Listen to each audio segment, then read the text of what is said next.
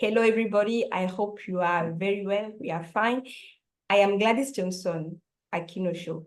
I am a course creator that lives in Benin Republic in Africa, in a French country, and that is doing actually a course on becoming a major voice for young managers.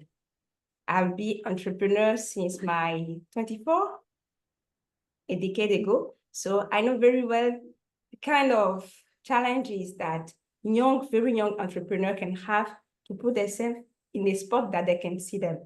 And so we are making a course that gives them the tools to express themselves, to share their experience, to speak out what they are doing, who they are, their experience, their challenges, so they can go much more further in their work, and also that they can begin in their field someone that knows and it is known that it's doing something great.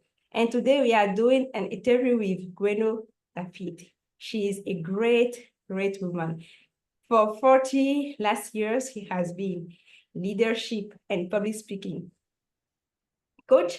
She has been a writer, and she has also worked in media.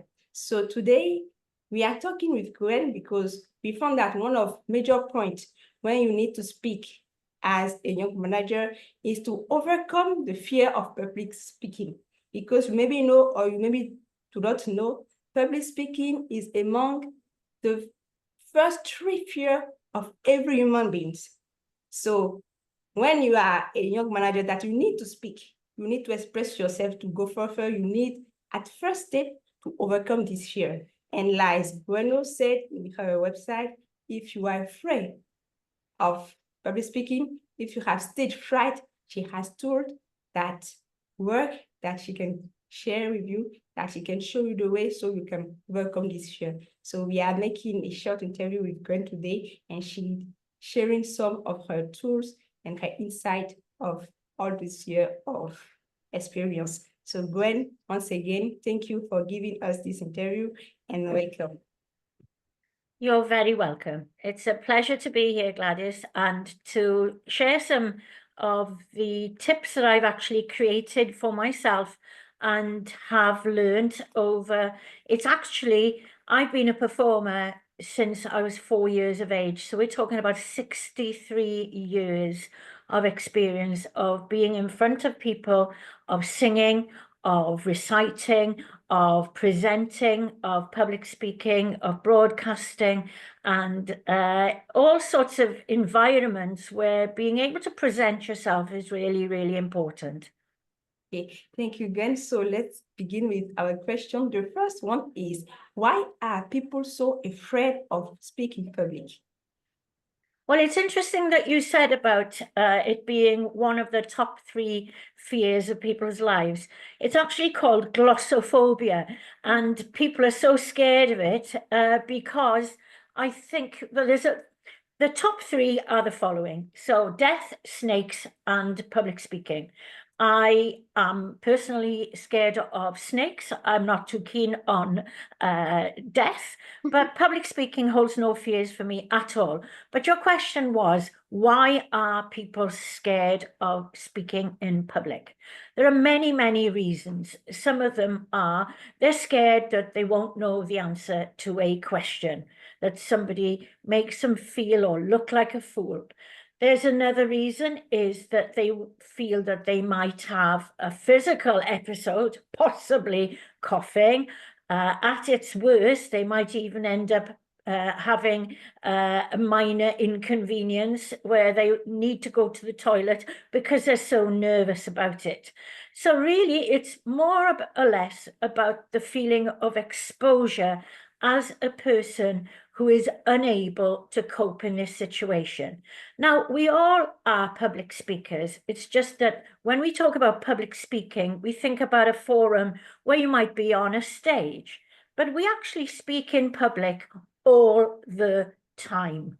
I'm speaking to you in public now. We're on a forum where just you and I having a conversation, but this will go on another platform where it will be seen by a lot of people.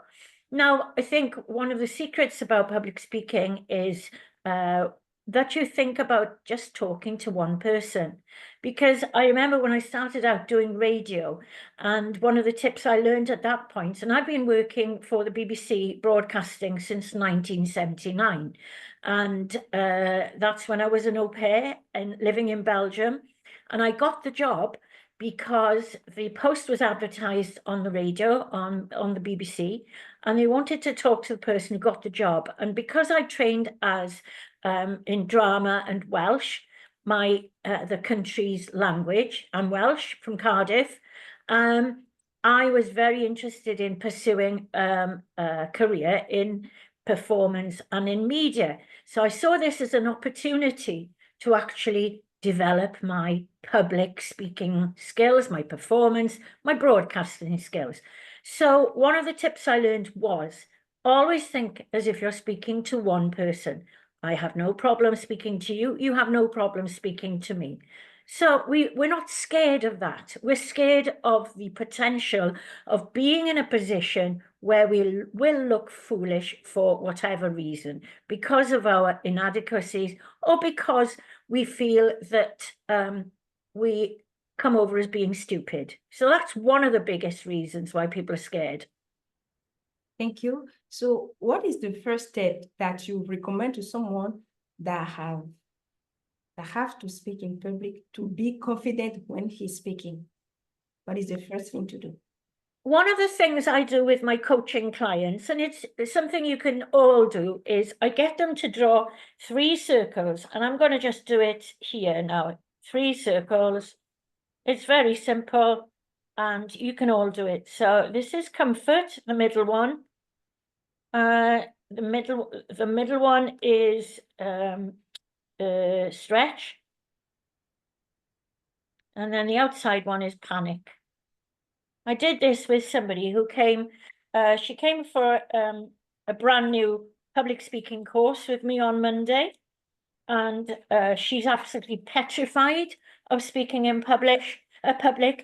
And basically what I say to her, and you can't really see that, but it's very simple. So you see the central part here.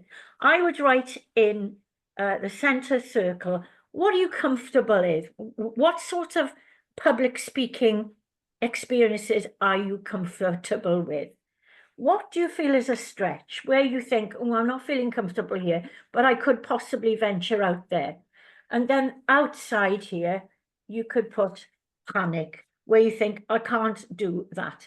Well, you're not going to go from comfort to panic straight away, because what will happen is you lose your confidence totally in your abilities. So I would say the starting point is 3 circles, put in the middle, what are you comfortable with? For example, my coachee client was comfortable with talking to her friends. She was comfortable in maybe a situation where she sat at a bus stop talking to somebody else who she didn't know. She didn't then, in the stretch, she wasn't comfortable at being cold called or talking to somebody on the phone that she wasn't expecting to have a conversation with. Then the actual panic was doing an interview. So every single human being is going to be different. They will have had different experiences of speaking in public. When we're born, as children, we have 2 fears. One of them is loud noises, and the other one is falling. So all the other fears that we have been instilled into us by somebody or something. And I remember when I was in school, I had a French teacher, and she wasn't particularly pleasant. So for that reason, I'm not going to name her. But anybody who grew up in Fishguard will know who I'm talking about. And she used to drag me out to the front, and she would say to me, Gwenno Williams, I don't like you. And the only thing I can say about you is you've got a good, strong voice. So I knew that I had a good, strong voice, but actually she put that block into my head that I couldn't speak French, which is quite ridiculous because by this point, I do a one-woman show about the French singer Edith Piaf. So you can overcome these boundaries and these barriers that people instill into you. So I would say that find out what you feel comfortable in, look at what will be difficult for you, and start moving out into that. Because what I do say is Life begins at the edge of your comfort circle, because it does. If you're in your comfort circle, you're not pushing yourself. You're not actually making yourself do anything that is unusual or difficult. So how are you going to grow? You're never going to grow. I started out having one word in a nativity play at the age of 4, saying Mary. I was comfortable with that. Then the next thing I did, where I was really nervous, I would sing in competitions. I would then do things like saying a verse in chapel. And that was difficult, but then I did it. So you've got to slowly, slowly, slowly grow in confidence. And the only way you're going to do that is by trying something you haven't done before. That way, it will actually grow and grow and grow. Now, if I looked at my comfort circle, what do I feel comfortable doing? I feel comfortable in doing live television, live radio, any live podcasts. I am very comfortable in turning up unannounced in an area and having to talk for 20 minutes about a subject. I'm very comfortable if I'm in a situation where I'm supposed to do a PowerPoint presentation and the computer doesn't work. I know I can busk it because I've put myself in those situations in the past and I've managed to overcome them. Now, stretch, I don't know what would be a stretch for me. Probably a stretch would be going to America to do my one-woman show. I think I'd be quite nervous about that. And then the panic would be if I had to do something in front of a big audience, something like 2,000 or 3,000 people. So that would be my circles of fear. So that's the starting point for anybody, is draw those circles, find out where you're comfortable, make sure that you have a really good list of the things that would stretch you, and also try and work out the panic areas and then start expanding very slowly. You've got the rest of your life to do it.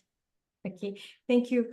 We know that even when you are a professional public speaker, even when you do it every day, few seconds, few minutes before your speaking time starts, you have a kind of anxiety. You are little anxious. You are waiting, what will happen? How do I do? How? So when people overcome their fear, when they decide to speak in big public, when they have a spot, how can they deal with this last second of anxiety that separate them from the starting of their speaking? Okay. I have several mottos that I use in my work, and one of them is fail to prepare, prepare to fail. Okay, you probably have used this one as well. Yes. So I know that I can do all of my comfort zone, which is live television, because I always prepare. I always prepare. I always know if there are any words that I might be find problematic. For example, I wrote down glossophobia because I'd forgotten that word, but it came back to me. So in case I was going to forget that word, I wrote it down. If for example, I did something on the BBC on Monday and I had to talk about, this was live radio, and I had to talk about a book that had come out about being on your own, being solo. So obviously I read the background information about it. I thought about my own experiences. I talked to a few other people. And so I knew what I was going to be talking about. I write them down in bullet points because the easiest thing really is don't learn a script, learn bullet points. Because it's so much more difficult to learn an A4 sheet of script than it is to learn 10 bullet points. So going back to that, it's fail to prepare, prepare to fail. If you haven't prepared, you will have the potential of failure. So always be well prepared. Know that you can do it. That way you're going to become confident about your abilities. Thank you. So for you, what makes a good public speaker? There's lots of things that make a good public speaker. Passion, enthusiasm, knowledge about your subject, Eye contact, very, very, very important. You've got to make the audience feel that you're really interested in them, that you want to engage with them. And the way that we do that is through eye contact. And so I think those are the most important thing. You know, be prepared, know what you're talking about, make it interesting for them. And also what I try and do is when I start a presentation, I try and be funny because laughter breaks the ice. So always try and do and say something funny right at the beginning, so that people feel relaxed and think this person's going to be great. I do stand-up comedy. I went on a course up in London at the beginning of the year. I've written a book about female stand-up comics, and I've done it over the past few years. But this year I started going for it, which is, I'm very old to be starting out on a new career, but I always feel that it's important to have a challenge. So I see when I make people laugh that they just relax and they know that this is going to be an enjoyable experience. I also would say never do death by PowerPoint. If I do a presentation, which I did on Tuesday, I have a series of pictures. And what I will do is I will talk around the pictures, because one of the things that we don't realize about communication is 55% of all conversation is non-verbal. So it means our hands, our body, the way we stand, the way we eye contact people. 35% is tonality, which means how the language, it goes up and down. I'm very lucky, I'm Welsh. We don't talk in a flat way. We talk up and down as if our mountains are like that. And only 7% is the content, are the words that we actually say. So be very, very, very aware of your non-verbal language and what you're telling people. My client on Monday, I got her to do a before and an after video, which is another thing I would highly recommend. Do a before, do an after video, study it. And in the before video, I showed it to her and I said, what do you notice about this? She said, I'm like a robot. I said, you are. And by the end of one session, she was much more animated, was using her hands, she was using her voice. We found the volume. So being a great public speaker means that you have developed all of these skills and you've incorporated them into one package. But the most important thing of all is you have to engage with your audience. And the only way you can do that is through eye contact. Thank you, Gwenno. So tell me, for you, what is the most difficult part of speaking?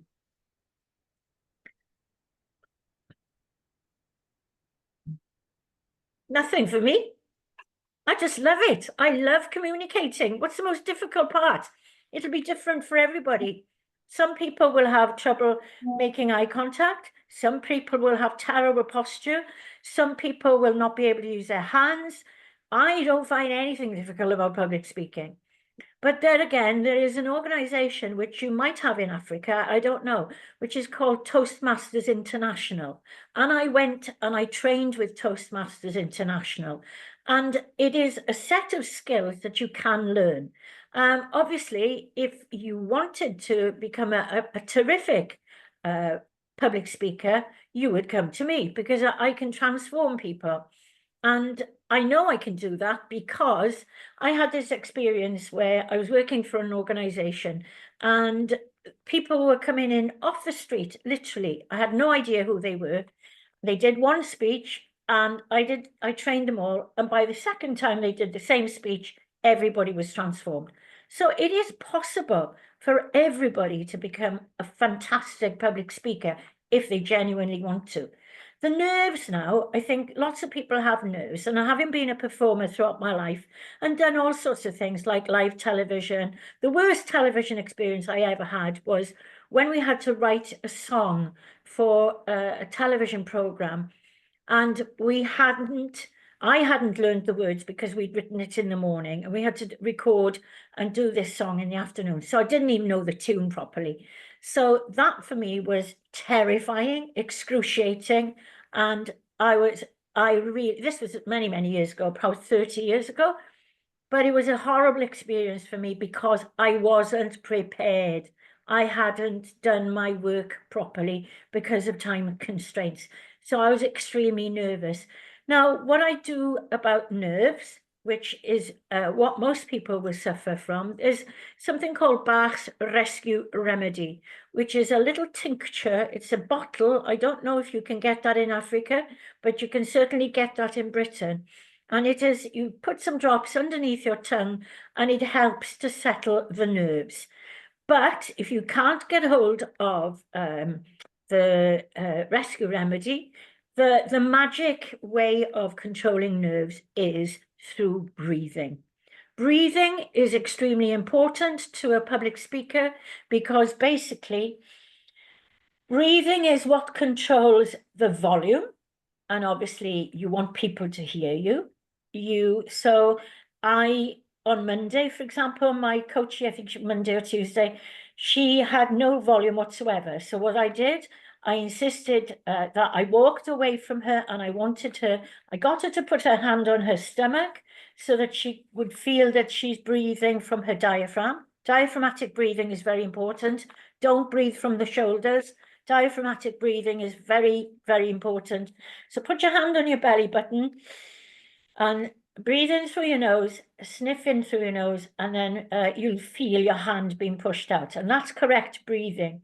Now, if you deep breathe through the diaphragm into your belly button, that will settle your nerves.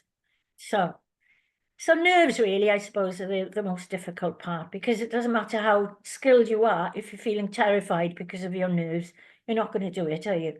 But the other trick I do is, you know, those butterflies in your stomach when you feel nervous about something. All you have to do is you have to have a switch in your brain and say, I'm not feeling nervous, I'm feeling excited. So tell yourself another message. I'm not nervous, I'm excited. It's the same feeling, the same adrenaline going through your stomach, but just feel excited rather than nervous. Thank you very much. When we are speaking in public, when you are a manager and sometimes you are speaking maybe with your teams, there are some tenses for a reason or another. The thing that frightens you the most is the unveiled and interruption question that you have prepared your speech, you are speaking, and suddenly someone raises their hand and say, I want to ask a question, and they disrupt you. Which tools can you give to young manager to deal with this kind of interruption question that they cannot be absolutely defeated and lost in their speaking? There's several things you can do. If you have a presentation, then you say, I will take questions at the end, so that you know that you've delivered your presentation, but you will take questions at the end. If it's a sort of a personal question and they still insist on asking it when you're doing the presentation, you can do two things. You can say to them, I'll be taking questions at the end, or you can say, come and see me and we'll discuss this after the presentation. Those are the two things really. Either I'll be taking questions from everybody, or come over and we'll see it. We'll talk about it afterwards. Those are the two ways really. Thank you. Another stuff when you speak in public is that we all have been at a speech when the speaker was speaking and everybody were everywhere but not here because they were bored, because the engagement was left and everybody wasn't listening anymore. So as public speaker, how do you be sure that you maintain the engagement and have the ear and the head and the heart of your public during all your speaking? How do you get it? Variety is important. Keep your presentations short. Make sure that you have lots of interesting pictures or diagrams, but not too many diagrams because people are very visual creatures. So keep away from the diagrams and percentages and information like that. If you need to give those, give them as a handout. You could, if you wanted to, if you can feel that people are really drifting away, you can just say, you can involve them and just say, have you got any questions? So you involve them in your presentation at that particular point. But again, it's tonality, because if you're droning on like this in the same vein the whole time, people are going to fall asleep. Whereas if you're talking like this, obviously they're not going to fall asleep because you're lively, you're passionate about your subject, use your hands, be enthusiastic. You know, if you're bored stiff with your presentation, so is everybody else going to be. So that's what I would say. Keep them wanting more. This is what, as a performer, you're always told, you know, don't give them 2 encores, give them 1 and leave them wanting more. Thank you, Gwenno. I think that I have made the turn of all the questions that I have, and I want to know if you have a final word or supplement or more conceals. Now I'm thinking in French. You have more tips that you want to give to the young manager, or a final word to say to finish this interview? I believe passionately that a great leader is a great public speaker. So if you want to become a great leader, be that as a manager or even higher up as a director on the board of governors or the board of a company, you have to become a great public speaker. That's number 1. One of my, I have 2 favorite mantras. One is, if it's to be, it's up to me. Don't expect anybody to do this work for you. Nobody's going to do it. And the other one is, if you fall off the horse, get back onto it as quickly as you possibly can before it rides off into the dust. Put yourself in situations where you have to deliver speeches, have to deliver presentations, and film yourself. Constantly film yourself, because you will see what works and what doesn't work, right? You'll see what it is, whether it's the posture, the hands, the stance, the fact your head is tipped over, that you don't look interested. You know, there's tons of stuff that I could teach you, but you've got to get out there and get on with it. So if it's to be, it's up to me. You're going to fail. There's no such thing as failure, because Edison, 1,000 times he tried to make a light bulb work, and 999 times they didn't work. But what he used to say was, they haven't failed. They're on the journey to success. So that's really what you have to realize. If you've got a whole lifetime to develop these skills. I'm 67, I'm proficient. I'm a great public speaker. I love doing what I do. I love helping people really unleash that tremendous potential of public presentations, because basically what you're doing is you're selling yourself as a human being with your skills, with all the knowledge that you have, and you need to be able to inspire people. You need to make people think, I can do that. And I believe that you all can do that. Thank you very much, Gwenno, for You're these welcome. final words. Thank you, ladies and gentlemen, for following us until this end. If you have any question, you can ask them in commentary, in comments, and Gwenno will come and answer to you. Thank you very much for listening us, for watching us, and see you very soon with Gwenno Dafydd. Thank you, Ma. You're welcome. It's been a pleasure. Been a pleasure too.